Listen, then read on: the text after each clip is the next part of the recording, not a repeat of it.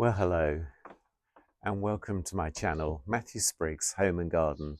Today we're outside and we're going to the end of the garden. Welcome to the Stumpery. Now, I created this area about 6 years ago, and I have to say that it really has become one of my favourite parts of the garden. And it's mostly focusing on greens and plants of different forms and textures. And I started it off many years ago, though, before I did the Stumpery, with planting a wonderful big tree in the corner here, which this is a Hoheria stylextosa, and that's quite a mouthful. But the particular cultivar of this one is called Stardust, and in July it has really pretty little white flowers. Now the Stumpery is situated underneath a big mature old yew tree, which is just to my left here. And that takes most of the moisture out of the soil. So I've had to plant things here that can cope with those conditions of the dry shade. Although having said that, this is one part of the garden that gets the last of the sunshine, as Poppy is demonstrating over on the bench. So the most of the garden loses the sun around about 5 p.m. So this is a lovely area to come and sit and get that last bit of afternoon sunshine. And I've got a range of plants down here as well, from big, bold Aralias, this is a variegated form, to pretty lace cap hydrangeas, so this will be flowering in the summer. And I actually grew this one from a cutting. And then we've got various ferns and euphorbias, the epimediums, which have pretty orange flowers in the early spring. And one of my favorites down here is a tolmia.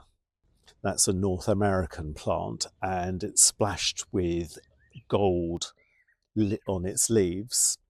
And then to give us a bit of structure, I've got some box clipped underneath the yew tree, and also this lovely Muhlenbeckia, which is actually a trailing plant. Now this is quite vigorous, and I will have to get in here and give this quite a hard trim. Otherwise it can snake and creep and crawl and take over the area. And I'm kind of finding that now that some of the plants have rather spread and outgrown their space. Because as somebody commented to me in the previous video, is a Stumpery, but like, where are the stumps? I promise you they are still in here, but some of them have got rather hidden. And then so this area I focus a lot on texture and form and bringing a little bit of colour into it as well. So sprinkled throughout this area are going to be some martagon lilies, and they'll be flowering in the next month, so I'll make sure to show you those. And then we've got some self-sown foxgloves down in the foreground, and then we've got pretty silver-leaved brunneras, and there's one or two silver-leaved ferns as well. And then of course I have hostas, which are here in pots, and I'm really pleased to say that they're pretty much slug free. I seem to have got the ecology and the balance of life in the garden pretty well wrapped up, really, with Mr. Blackbird eating any slugs are, so I get really minimal slug damage. So we've also got some climbers on the fence here behind the bench. I've got a clematis. This is one of the late flowering viticellas. And there's also a pretty honeysuckle, which I only put that in last year. And I can see that I need to get one or two more climbers to cover this fence up and just make and sort of soften the lines and really make this enclosed and cozy down here. The job that has to be done down in the Stumpery every year is applying a thick and general mulch of organic matter. Now, I've been making my own garden compost to do this, and this helps to seal in the moisture. We've had a lot of rain recently, and now is an ideal time to do this. This will not only help to keep the moisture in the soil, but it also help to feed the plants.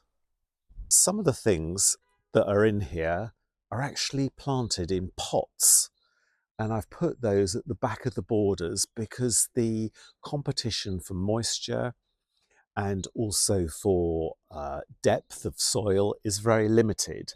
So these pots are tucked away at the back with the hydrangea. I've got a fern at the back here, and the aurelia that I mentioned before, and as well as this hydrangea, which is tucked in away, and everything else grows up in front of them to disguise them. So all in all, I find this is a really restful and relaxing and lovely place, especially to come on a really, really hot day. If you've enjoyed this video, please like and subscribe. It will really help my channel to grow. And also, if you have any suggestions for what I might be able to climb up this fence, I'd be really grateful. Please put those in the comments below, and I look forward to seeing you in the next video.